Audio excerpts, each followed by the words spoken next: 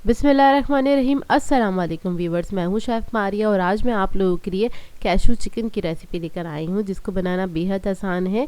और ये मैं आपको बनाना सिखा रही हूं रेस्टोरेंट स्टाइल, बहुत ही आसान तरीके से बनाना बताएंगे, झटपट बन के तैयार हो जाती है। ये आप एक बार बना लेंगे ना तो आप रेस्टोरेंट जाना भूल जाएंगे, क्योंकि ये बनती बहुत मज़ेदार है और 100% ओरिजिनल रेसिपी है।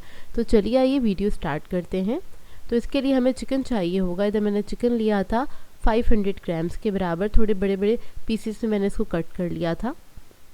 अब इसको मैरिनेट करेंगे तो सबसे पहले हम नमक ऐड करेंगे हाफ़ टी स्पून, काली मिर्च ऐड करेंगे half tea spoon,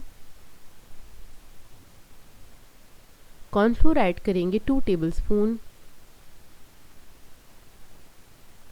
soya sauce add करेंगे 1 टेबलस्पून,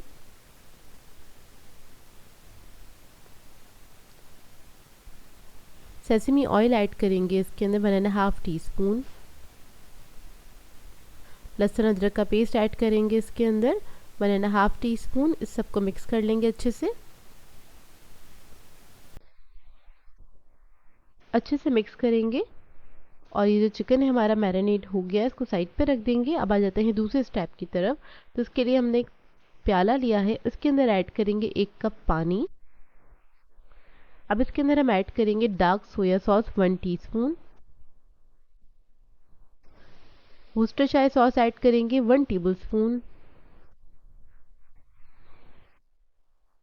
विनेगर ऐड करेंगे इसमें 1 टीस्पून, सेसमी ऑयल ऐड करेंगे 1 टेबलस्पून, हनी ऐड करेंगे इसमें 1 टेबलस्पून। आपके पास हनी ना हो तो आप लोग नॉर्मल शुगर भी ऐड कर सकते हैं या फिर ब्राउन शुगर भी ऐड कर सकते हैं। अब इसके अंदर ऐड करेंगे ब्लैक पेपर पाउडर 1 टीस्पून, नमक ऐड करेंगे 1 टीस्पून, कुटी हुई लाल मिर्च 1 टीस्पून,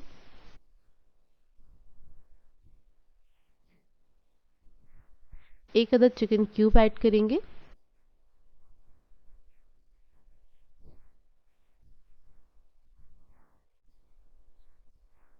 कॉर्नफ्लोर ऐड करेंगे 1 टेबलस्पून। अब इस सबको अच्छे से मिक्स कर लेंगे।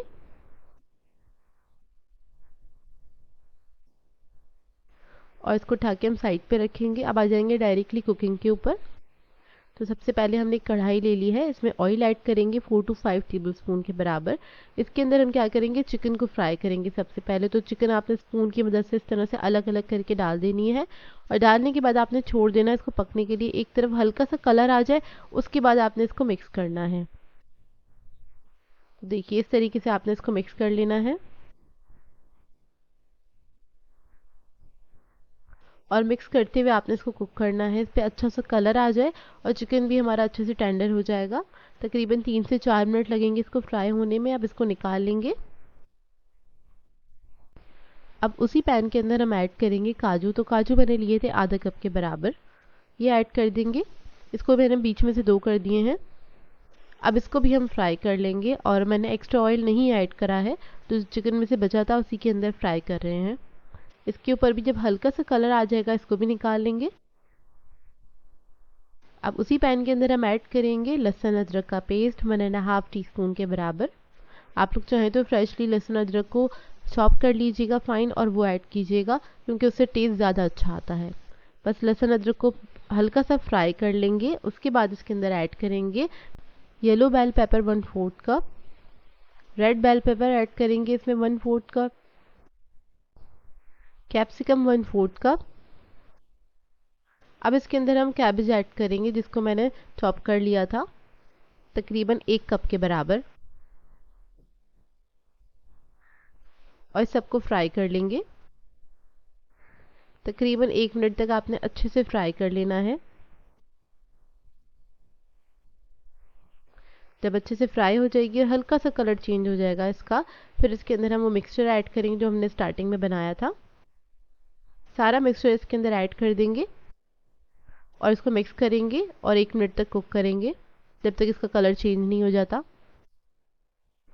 तो देखिए ये कुक हो गया 1 मिनट तक और थोड़ा सा थिक भी हो गया है। अब इसके बाद हम इसमें ऐड करेंगे चिकन और कैचू जो हमने पहले से फ्राई करके रखे थे, और इसको 1 मिनट तक कुक करेंगे।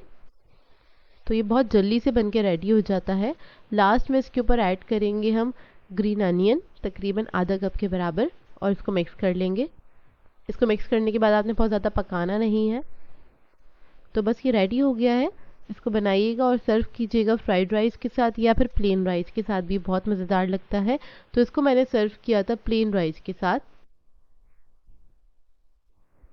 और ये बहुत ही बेहतरीन बन के तैयार होता है। इस तरह से आप एक बार बनाएंगे, बार बार आप इसी मेथड को फॉलो करेंगे तो बहुत सिंपल सा मेथड है। इसको बनाने में ज़्यादा टाइम भी नहीं लगता है और इसमें ज़्यादा वेजिटेबल्स भी नहीं जाती हैं कि आपको प्रिपरेशन के लिए भी बहुत ज़्यादा टाइम नहीं चाहिए होता है।